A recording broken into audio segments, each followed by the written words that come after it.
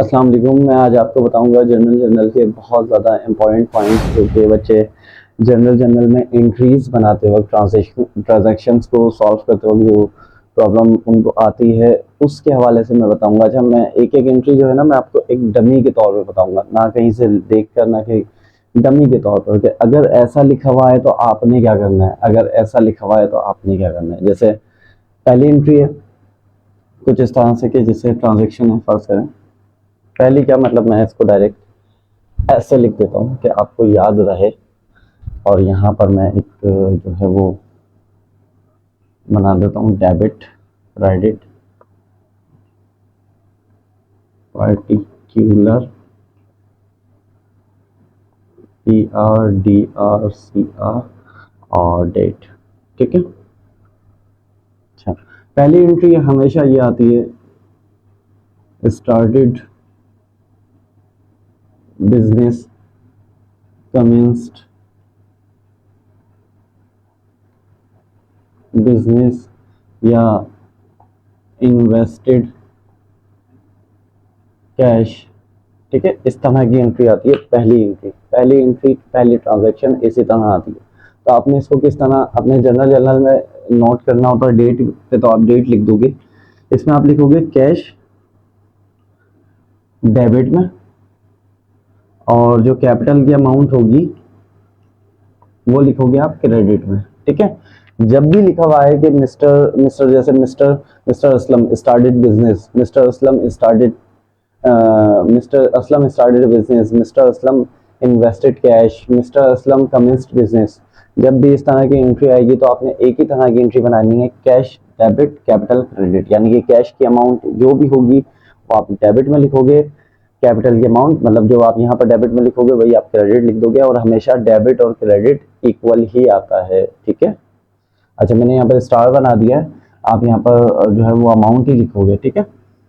चले, मैं अभी इसकी इसी से रिलेटेड पहली एंट्री से रिलेटेड एक और चीज बताता हूँ कि और क्या क्या आ सकता है। ठीक है। अगर आ जाए invested cash, example 10,000 and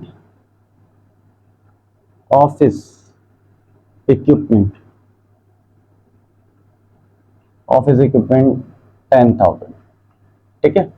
for example इस तरह से आ जाता है कि mister Aslam started cash 10,000 and office equipment की जगह पे फर्नीचर भी आ सकता है, ऑफिस इक्विपमेंट की जगह पे शॉप भी आ सकता है, ऑफिस इक्विपमेंट की जगह पे बिल्डिंग भी आ सकता है, अदर कोई भी चीज आ सकती है ऑफिस इक्विपमेंट की जगह पे। तो आपने एंट्री कैसे बनानी है, सबसे पहले तो आप लिख दोगे कैश कितना 10,000। ठीक है। उसके बाद जो दूसरी चीज दी हुई होगी, यहाँ पर ऑफिस इक्विपमेंट दी हुई है, फर्नीचर दे सकते हैं, ठीक है, मर्चेंडाइज दे सकते हैं, डिलीवरी ट्रक्स दे सकते हैं, कुछ भी चीज दे सकते हैं, वो आप भी डेबिट लिखोगे। जैसे मैं यहाँ पे लिख देता हूँ ऑफिस इक्विपमेंट, 10,000, ये भी डेबिट। ठीक है। कैपिटल क्रेडिट होता है, कैपिटल लिखोगे और ये कर दोगे इन दोनों को प्लस, यानी कि 10 और 10 20,000। ठीक है। इस तरह करके आप ये एंट्री बना लोगे। देखिए कितना आसान हो गया। पहले मैंने बताया कि पहली एंट्री कैसे आती है, पहली ट्रांजैक्शन आती है कि cash in started invested cash या स्टार्टेड बिजनेस, इस तरह की एंट्री आएगी। तो आपने क्या करना है, कैश और कैपिटल डेबिट कर देना, कैश डेबिट कैपिटल क्रेडिट। लेकिन अगर कैश के साथ कुछ और भी चीज लिखी हुई है तो उसको भी आपने क्या करना है, डेबिट में ही लिखना है और दोनों को प्लस करके कैपिटल को क्रेडिट कर देना है। ठीक है। अच्छा, एक आती है बहुत मोस्ट पॉपुलर जो है एंट्री है, वो देख लें। जैसे यहाँ लिखा हुआ होगा, वीडियो थोड़ी सी मैं आपको पहले ही बता दूं, वीडियो बहुत माजरत की मैं रोक के बता रहा हूँ, वीडियो थोड़ी सी लेंदी होगी। ठीक है। बोरिंग नहीं होगी। अगर आप इसको समझते हैं बोरिंग है तो पीछे आप म्यूजिक लगा लें और ये वीडियो देख लें लेकिन ऐसा नहीं कीजिएगा, वीडियो थोड़ी सी लंबी होगी लेकिन कॉन्सेप्ट क्लियर होते जाएंगे अगर आप इसको देखेंगे। फर्स्ट करें, लिखा हुआ आता है परचेज गुड्स या फिर मर्चेंडाइज। ठीक है। परचेज गुड्स या मर्चेंडाइज फॉर कैश 5000। भाई ये लिखा हुआ आ गया क्या, खरीदारी करी है बंदे ने गुड्स या फिर मर्चेंडाइज। गुड्स कहते हैं और मर्चेंडाइज एक ही नाम होता है। गुड्स भी उसी चीज को बोलते हैं जो हम बेचने की गर्ज से खरीदें, और मर्चेंडाइज भी उसी चीज को बोलते हैं जो हम बेचने की गर्ज से खरीदें। ठीक है, तो परचेज गुड्स फॉर कैश 5000, तो हम लिखेंगे purchase debit 5000 and cash credit. ठीक है भाई, हमने खरीदारी करी है, खरीदारी आ गई, कैश हमारे पास से गया है। ठीक है, खरीदारी आ गई है, कैश आ गया है। अच्छा, मैं इसमें टू रिकॉर्ड नहीं बना रहा हूँ। टू रिकॉर्ड तो बहुत आसान होते हैं, वो आप नरेशंस को देख के बना सकते हैं। यहाँ पर लिख सकते हैं, यही पूरा उठा के लिख दें टू रिकॉर्ड में। तो टू रिकॉर्ड तो बहुत आसान होता है, आप खुद से भी बना सकते हैं। मैं जस्ट कॉन्सेप्ट क्लियर करता हूँ कि लिखा हुआ है तो आपने क्या करना है। अच्छा, एक और एंट्री है इसी तरह की, एक और एंट्री है ऐसी, एक और बता रहा हूँ। अब ये लिखा हुआ गया परचेज गुड्स और merchandise for cash 5000 and on account या फिर ऑन क्रेडिट। देखिए दो नाम है इसके, ऑन अकाउंट या ऑन अकाउंट, सॉरी मैंने गलत स्पेलिंग लिख दी, ऑन अकाउंट या फिर ऑन क्रेडिट, दो नाम आ गए। तो आप क्या बताओ, ऑन अकाउंट की अमाउंट भी लिख देता हूँ, ऑन अकाउंट ₹10,000 कर देते हैं, चले। ठीक है, ऑन अकाउंट का मतलब होता है उधार में खरीदना, उधार में बेचना।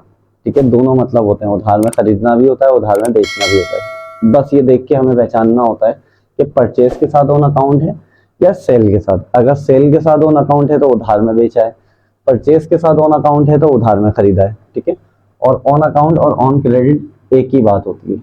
ऑन अकाउंट को वो इस तरह से भी लिख के दे सकते हैं, ऑन AC, ऐसे भी लिख के दे सकते हैं। ठीक है, तो बात एक ही है। बहरहाल खरीदारी कर ली, इसमें परचेज तो हम डेबिट करेंगे। ठीक है, कैश को करेंगे हम क्रेडिट, और अकाउंट पेबिल, अकाउंट पेबिल को भी क्रेडिट करेंगे। लेकिन कैसे, देखिए कैश में हमने 5000 की खरीदी है, 5000 तो हमारा क्रेडिट हो गया, और अकाउंट पेबिल उधार में हमने 10,000 की खरीदारी करी है, 10,000 की खरीदारी हो गई। इन दोनों को प्लस करेंगे तो 15,000 होगा, ये हमारा डेबिट में आ जाएगा। ठीक है, मैंने पहले ही बताया था कि दोनों साइड बराबर आनी चाहिए। तो देखें 15,000 की खरीदारी करी है, जिसमें से 5,000 रुपये हमने पे कर दिए हैं और 10,000 रुपये हमें पे करना बाकी हैं। ये बहुत बहुत बहुत इंपॉर्टेंट एंट्री थी, अक्सर बच्चे इसमें कंफ्यूज हो जाते हैं। तो लिहाजा मैं बार बार यही बोलूंगा कि वीडियो को अच्छे से देखते रहें, बोर नहीं होंगे, कॉन्सेप्ट क्लियर करने हैं। ठीक है, मेन जो आपका टॉपिक है ना वो अकाउंट, ये सॉरी जनरल ही है। अगर आप इसको अच्छे से कर लेते हो तो बहुत अच्छा हो जाएगा। अच्छा, मैं एक और यहाँ पर एंट्री कर रहा हूँ। ठीक है, ये भी मिटा देता हूँ, ये भी मिटा देता हूँ। अब मैंने यहाँ पर लिख दिया सोल्ड। सोल्ड, सोल्ड का मतलब होता है बेचना। हमने कोई चीज बेची है, हमने कोई चीज बेची है। ठीक है, अच्छा जी, sold goods on for cash. भाई कोई चीज बेची है, जब कोई चीज बेचते हैं तो पैसा आता है ना। देखिए पैसा आ गया, कितना आया, 5,000 आ गया। और क्या चीज चले गई, सेल चले गई, सेल चले गए। कोई चीज बेची तो पैसा आ गया, लेकिन गया क्या, सेल गई है। क्लियर, चले इसको मजीद और जो है वो एडिट करते हैं। अब हमने क्या करा, हमने कहा भाई उधार में भी तो बेचा जा सकता है ना, उधार पे बेचा होगा। अब हमने यहाँ लिख दिया and on account, on account इस तरह करके लिख दिया एंड ऑन अकाउंट, या फिर इसको आप ऑन क्रेडिट भी कह सकते हैं। मैंने अभी बताया था कि दोनों नाम एक ही हैं। ऑन क्रेडिट रुपीज कितने करूँ, 7,000 कर देता हूँ। ठीक है भाई, हमने कोई चीज़ बेची है 5,000 की, तो हमने जो है वो कैश में बेच दी और 7,000 रुपये की उधार में बेची। तो हम लिखेंगे कैश डेबिट 5,000। ठीक है, अब उधार का मैंने अभी पिछले ही एंट्री में बताया, उधार को हम अकाउंट पेबिल करते हैं। लेकिन पेबिल का मतलब क्या होता है, पेबिल का मतलब होता है देना, पेबिल का मतलब होता है देना। ठीक है, तो अकाउंट पेबिल तो इसमें नहीं लिखा जा सकता, क्योंकि भाई कैश तो आया है ना, और ये 7,000 रुपये आने बाकी हैं, आने अभी बाकी हैं, अभी हमने रिसीव नहीं करे, ये रिसीव करेंगे। तो जब भी सोल्ड के साथ ऑन अकाउंट या ऑन क्रेडिट आएगा ना, तो डेबिट में हमेशा A/R आएगा। A/R का मतलब क्या होता है? रिसीवेबल। रिसीवेबल, थोड़ी स्पेलिंग आगे पीछे हो जाएगी। अकाउंट रिसीवेबल डेबिट होता है। अकाउंट रिसीवेबल कितना होगा? 7,000। यहाँ लिखा हुआ है ना, sold goods merchandise for cash, cash में इतने की बेची है एंड ऑन अकाउंट 7,000, 7,000 की बेची है उधार पे। अच्छा जी, अब क्या चीज क्रेडिट होगी हमारी? इन दोनों को प्लस करेंगे, ये हो गया 12,000, ये हमारी क्रेडिट हो गई। क्लियर है? ये हमारी क्रेडिट हो गई। देखें, कैश आया, रिसीवेबल आया और ये सेल हमारी क्रेडिट हो गई, दोनों को प्लस करके। अच्छा जी, वीडियो को पॉज करें, वीडियो को बैकवर्ड करें और बार बार इसको समझें तो आपको और आसानी रहेगी, कोई मसला नहीं होगा। ठीक है। अच्छा, अगर लिखा हुआ आता है परचेज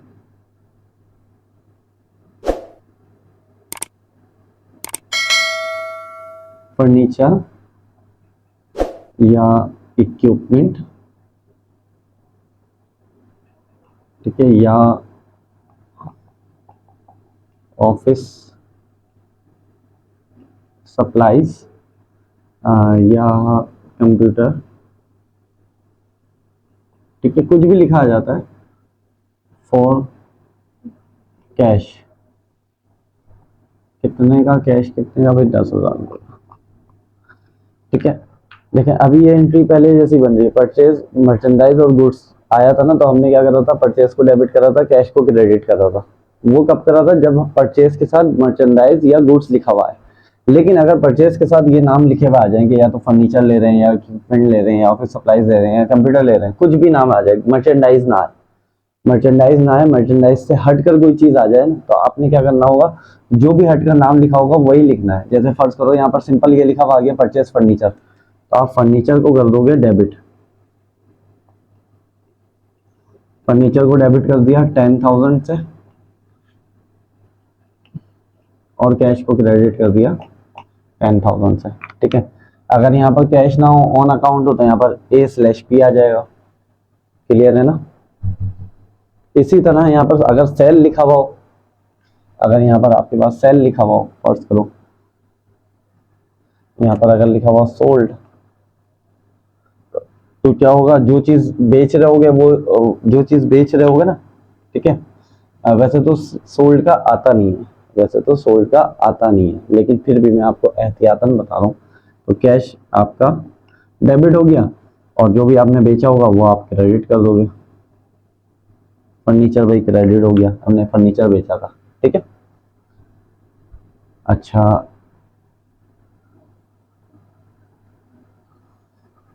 अब एक एंट्री बनाते हैं, paid to supplier and, and नहीं, एंड का मतलब तो और हो जाएगा, पेड टू सप्लायर या फिर पेड टू मिस्टर जैद, ऐसा करके लिख देता हूँ। ठीक है। पेड टू सप्लायर्स, पेड का मतलब होता है देना। ठीक है। पेड टू सप्लायर, सप्लायर वो होता है जिससे हम चीजें खरीदते हैं, सप्लायर वो होता है जिससे हम चीजें खरीदते हैं। ठीक है। अगर हमने उससे उधार में खरीदी है ना, तो हमें उसको देना बाकी है। ठीक है। कभी सप्लायर भी दे देते हैं, कभी नाम लिख के दे देते हैं। मैंने फॉर एग्जाम्पल नाम लिख दिया मिस्टर जैद, तो मिस्टर जैद से हमने खरीदा था कुछ, अब उनको पे करना है, तो अब हम क्या लिखेंगे? अब हमारी एंट्री कैसे होगी? अब हमारी एंट्री होगी A/P, यानी कि अकाउंट पेबल डेबिट। कितनी डेबिट होगी? जितनी भी यहाँ पर दी हुई होगी अमाउंट, वो डेबिट कर देंगे, और कैश को कर देंगे क्रेडिट। ठीक है। जितनी भी अमाउंट आपने आपको दी हुई होगी ना, उसको डेबिट करना है और कैश को क्रेडिट कर देना है। ये आपके पास उसमें आएगा पेड टू सप्लायर में। ठीक है। और अगर लिखा हुआ आ जाए आपके पास इस तरह करके, भाई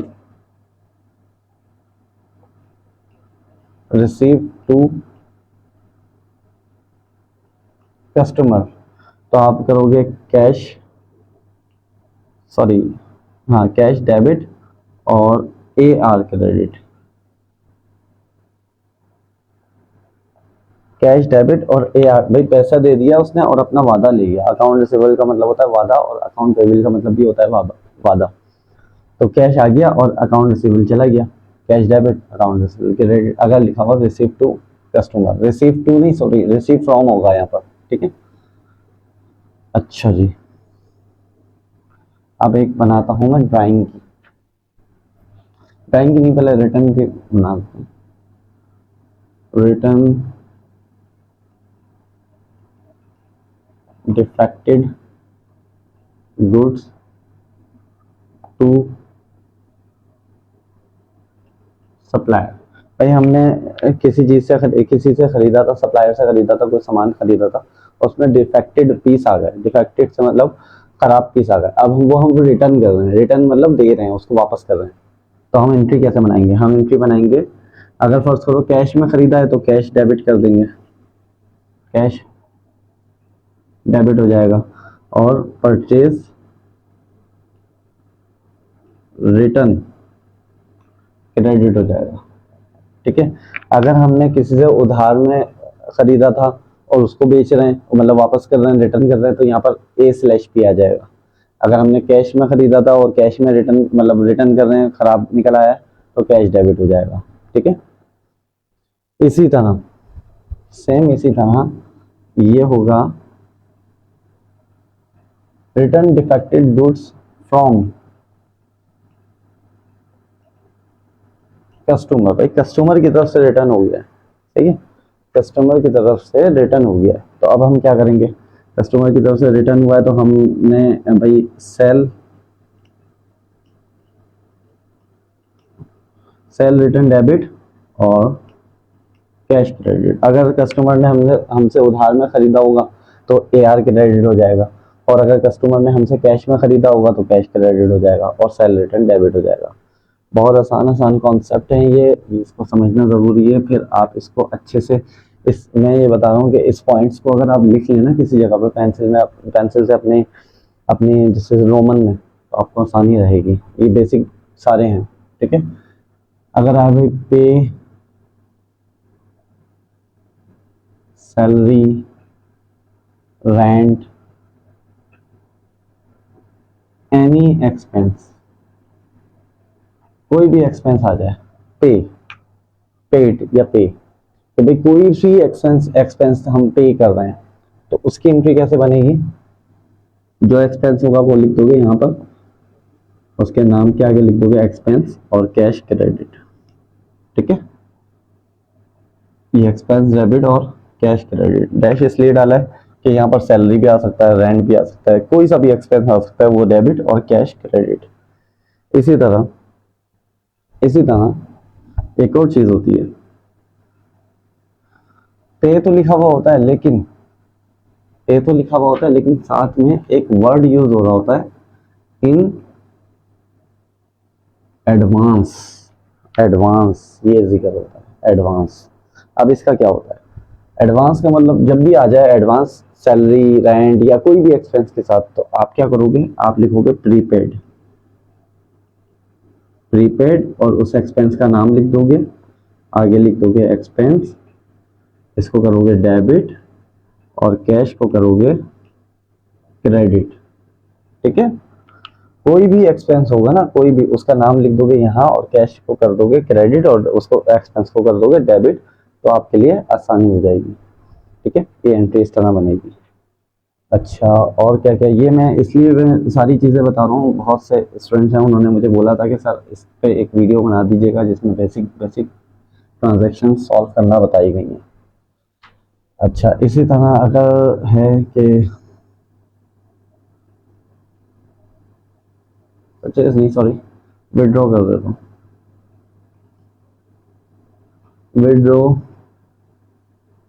कैश फॉर पर्सनल यूज, ठीक है। Withdraw cash for personal use, personal मैं सही स्पेलिंग कर दूं तो बच्चे परेशान हो जाएंगे।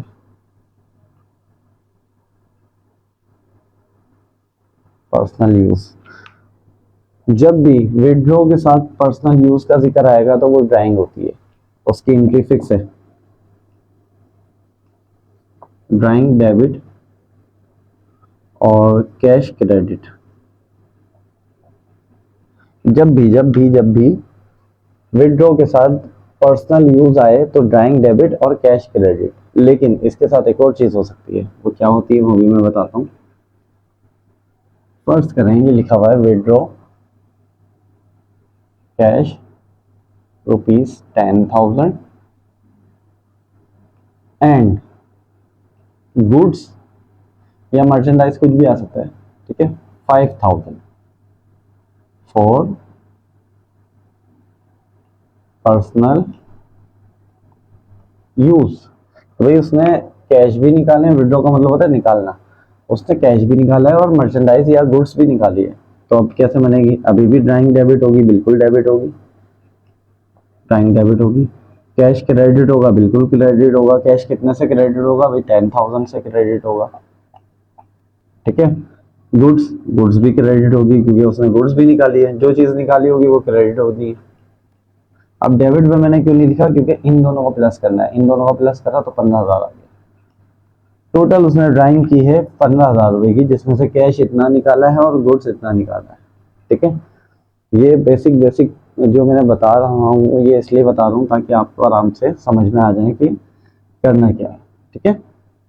इसके जो है वो कॉन्सेप्ट क्लियर रखें अपने जहन में, इसको बार बार वीडियो को पॉज करें, बैकवर्ड करें, अच्छे से इसको देखें, वॉच करें। ये सारे पॉइंट्स जो भी मैंने लिखवाए हैं इसको आप एक जगह पे उतार लें, ठीक है। एक ओपन अ बैंक अकाउंट वाली भी आती है, वो भी मैं हाथ के हाथ बता देता हूँ। इस तरह आ जाएगी, ओपन अ बैंक अकाउंट, ठीक है। दो एंट्रीज और बता देता हूँ मैं आपको साथ ही साथ। ओपन अ बैंक अकाउंट, तो बैंक हो जाएगा डेबिट और कैश हो जाएगा क्रेडिट, ठीक है। इसी तरह बैंक अकाउंट की जगह लिखा हुआ आ जाए deposit cash in to bank, तब भी ये एंट्री बनेगी कि bank debit cash credit. Deposit cash into bank या फिर ओपन अ बैंक अकाउंट, तब भी दोनों में एक ही एंट्री बनेगी। अच्छा, एक एंट्री जो है वो मुझे याद आ गई, इस तरह की मैं करता हूँ कि पेड चेक, ठीक है, ₹4,000 फुल सेटलमेंट ऑफ 6,000, ठीक है। इस तरह के आ गया, पेड चेक लिखा हुआ है। पेड मतलब यानी कि हम दे रहे हैं, किसको दे रहे हैं, कोई कस्टमर को दे रहे होंगे या किसी सप्लायर को दे रहे होंगे, ठीक है। कस्टमर तो नहीं, सॉरी, सप्लायर को दे रहे होंगे, ठीक है, जिनसे हमने उधार लिया होगा। तो इसकी एंट्री कैसे बनती है, देखिए, अकाउंट पेबल करेंगे डेबिट, लेकिन कौन सी अमाउंट से, जो फुल सेटलमेंट के साथ लिखी होगी, यानी कि 6,000, यानी कि बड़ी अमाउंट। क्रेडिट भी करेंगे, इसमें क्रेडिट करते हैं हम, भाई हमने कितना कैश दिया है, कैश या फिर अगर चेक लिखा हुआ है तो बैंक का जिक्र आ जाएगा। अगर यहाँ पर चेक लिखा हुआ है तो बैंक का जिक्र आएगा, अगर यहाँ पर कैश लिखा हुआ है तो कैश का जिक्र आएगा, ठीक है। कितना, 4,000 लिखा हुआ है, कितने का फर्क आ रहा है, कितने का फर्क आ रहा है, 2,000 रुपये का। 2,000 लिखते हैं, यहाँ पर फर्क आ रहा है ना, कम आ रहा है, 2,000 रुपये लिखे। और ये हमारा कहलाएगा परचेज डिस्काउंट, ठीक है। जब भी पेड चेक या पेड कैश के साथ फुल सेटलमेंट लिखा होगा तो ये एंट्रीज बनेगी, परचेज डिस्काउंट क्रेडिट, कैश या बैंक क्रेडिट, और टोटल जो अमाउंट होगा अकाउंट पेबल वो डेबिट आएगा, टोटल जो अमाउंट होगा। इसी तरह यही एंट्री थोड़ी सी ऐसे कर लेते हैं, ठीक है। यहाँ पर पेड नहीं लिखते हैं, यहाँ पर लिखते हैं रिसीव,